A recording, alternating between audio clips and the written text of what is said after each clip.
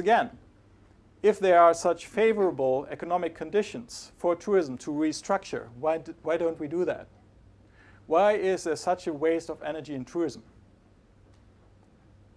And I think here we can learn something, really. We can work with economic incentives to restructure tourism. There's a very low level of awareness, unfortunately, of these issues. But most people can earn money on focusing on energy issues. And probably one example is the Hilton chain, which says that they have saved $20 million over the past couple of years by focusing on energy issues. Now, $20 million, is that some serious money? I would think. But still, people don't do it. Why? You tell me. Large-scale behavioral change in large-scale hotels, just teaching the staff that is cleaning rooms and so on to do things differently, not have all the TVs switched on and so on. That could change probably, just say, 15% of energy consumption. There's a lot of things we can do, but we never think about it. What's one TV on standby in a hotel room? It's nothing, is it? No, because there's not just one hotel room. There's maybe 200. And there's 365 days per year that these things are on. So if you sum that up, you get a totally different picture. Sorry, wrong direction again. Transports. Well, I'll just focus on one transport mode, which is aviation, because I think it's the most important one. It's also the most problematic one, and I'll tell you why. At the moment, emissions from global aviation are like this on a relative scale. This corresponds to 100%. Now we have a projection of emissions growth from aviation up to 2050 that corresponds to around about a threefold increase in global emissions. This is from ICAO and IATA. So in aviation, you not only have the largest sector that is contributing to emissions, you also have the fastest growing sector. By a factor 3, the problem will increase up to 2050. No, not if you listen to IATA. Because of ongoing fleet renewal, we will have less energy-intense aircraft. Because of air traffic management investments, we have less use of energy for rerouting, for flying before you can land, things like that. And then finally, biofuels, which will sort of solve the rest of the problem. Now, is that true? Well, most people love to believe that because that solves the problem very quickly. But if you look into these figures, you discover a lot of things that that don't match up simply. And personally, I think ICAO has been doing a really lousy job in the past in terms of recognizing the importance of the issue and being realistic about what can be done. Just look at biofuels. The best biofuels we have at the moment would save 50% of emissions compared to fossil fuel-based fuels. So essentially, if you want to replace 1 kilo of carbon dioxide, you have to replace 2 kilos of fuel you're using by a biofuel. Look at this. With current biofuels, impossible. So, I mean, we don't know about the future. A lot of things might be coming up, but we don't think these projections are very realistic. They probably are not. Just look at the efficiency gains. I mean, most of the efficiency gains in the past is a comparison of different aircraft types and their fuel use in correlation to the year of market introduction. You can see in the past we have achieved huge efficiency gains in aviation, but these are leveling off. This is the A380 and this is the B787. And you can see the fuel use, the efficiency, is not so good in comparison to previous aircraft. Is that per vehicle or is it per seat? It's energy use per seat kilometer as a measure. But the industry likes to pretend this is a linear process, but it's not. We are approaching the physical limits. You still need a certain amount of energy to lift something. You can't avoid that. But essentially, what industry wants to make us believe is sometimes that we can forget about the laws of thermodynamics.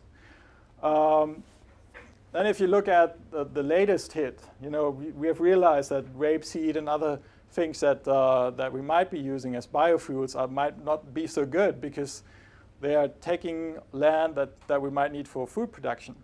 So we are now focusing on second-generation biofuels. But look at microalgae, which is seen as one of the big things that we can use in the future. If you take the current production of biofuel from algae, you will actually increase emissions because the production process is so energy intense, also based on fossil fuels, that for every liter of algae fuel you would use, you would actually increase emissions. Still, there's a discourse, well, algae will be the biofuel of the future, but it might not be. The second thing, again, is area use. Even if you could use barren lands for biofuel production, just to give you an idea how much area you would need to fly one B747 over 10,000 kilometers. Just one aircraft over 10,000 kilometers. If you could use algae, then you would still need 8 hectares of land for one flight. 8 hectares is not much, right? Well, there's 17,000 aircraft, and they might be doing about 500 flights each per year. And there's a growth factor of at least 2 in terms of aircraft in operation by 2020, 2025. That adds up to a factor 17 million. So if 8 hectares is not a lot, take it times 17 million, and then you have the area requirement that you would really have for flying the global fleet of aircraft on biofuels. We often forget how energy intense fossil fuels are. A colleague of mine, Dan Scott, said recently, well, we can fly by using solar power. We just have to wait 15 million years.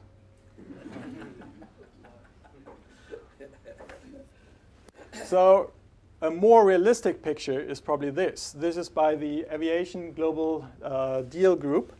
And they look at what is possible in terms of emissions mitigation through operations, technology, and sustainable fuels. And you can see the share is far lower than the share that's assumed by ICAO. You can also see it's far later in time that you will make use of these than anticipated by ICAO.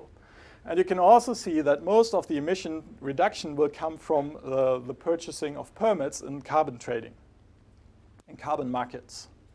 So I think this is far better understanding of the current situation, which is actually done by a couple of leading aircraft like airlines like Virgin Atlantic and Finnair and others. And they say that aviation will increase in fuel intensity simply because of growth in the aviation system. And the only way to reduce the impact of aviation is by buying permits from the market. But that obviously raises the question, should one sector, aviation, be allowed to grow while other sectors then have to decline even further? How realistic is that? And I would say it's not very realistic. Aviation is not price elastic. So people are quite willing to pay very high prices to fly. What will happen is probably that most people will be willing to pay fairly high prices to continue flying. That will put a lot of pressure on the other sectors to reduce emissions. And obviously the question here is, what will happen to those sectors then? It's also about an understanding of mobility. When I look at these technical considerations, I think we have to start thinking about what is mobility? How does mobility work these days? And I'll just give you two ideas here. What you see here in this graph is the amount of fuel used in emission, or the emissions from aviation. That would be 100 here. And then here you can see the share of short haul flights, medium haul flights, and long haul flights. And what this graph shows is that the share of long haul flights might be something in the order of 15, 17% of all flights. But they account for something like 60% of emissions. So if you want to do something about aviation, we probably have to look at long-haul flights in the first place. Once again, this is a specific issue in Australia, because this is a country that is depending on a lot of long-haul flights. But it's very important to have an understanding of these relationships, because very often people think, well, it's the low fares in Europe, because we have like 150 million low-fare flights per year now. But actually, in terms of overall emissions, it's not the issue. It's the long-haul flights that are far more important in terms of generation of emissions. Another thing, understanding mobility growth. There's more people traveling. We all know that. But we probably are not aware that people travel over greater distances and that travel becomes more energy intense. Just think about your own evolution as travelers. I would think that for most of you, there's an evolution over distance. You might have flown for the first time within Australia or within your home countries, but then successively you have increased the travel distance. You might also have increased the travel frequency. And then you end up as scientists and you're real, frequent flyers. But there's another thing. Once you're a frequent flyer, you're getting, fed up with economy class. You want first class, right? And once you have first class, you probably want your private jet. And once you have your private jet, you probably want your private real jet.